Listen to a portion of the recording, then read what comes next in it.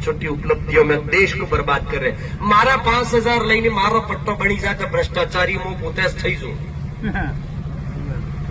MOS પંચાયતને હિતથી ગબન કરી આલો 5-10 હજાર રૂપિયાના મેં મારા લાખો રૂપિયાનો ફાયદો થયો લે 10,000 20,000 ચલો મારા પટ્ટો બનાવી દો।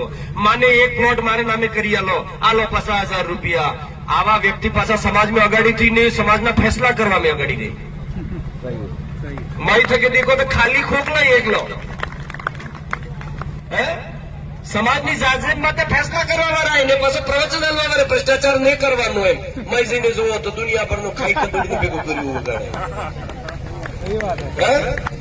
નદી દીઠી ભૂખ કદીની ભૂખ ઉપર પ્રવચન કરે અને અનીતિમય ભર્યું જીવન જેનો ને પછી સભામાં ઉભો થઈને નીતિ ઉપર બોલે। સાહેબ આપણા जीवन में कितनी साफ सुथरू जीवन है ये पहले देखवानो हुए। ये कार्यक्रम करके कोई ऐसा मत समझना कि हमने कार्यक्रम कर दिया जिम्मेवारी पूरी हो गई। जिम्मेवारी पूरी नहीं हुई है, जिम्मेवारी शुरू हुई है अब के तुम देश के लिए जियोगे। विराट हिंदू सम्मेलन सारे देश में हो रहे हैं। आखा देश ना हर इकाई ऊपर विराट हिंदू सम्मेलन केम तमने भेगा करवानी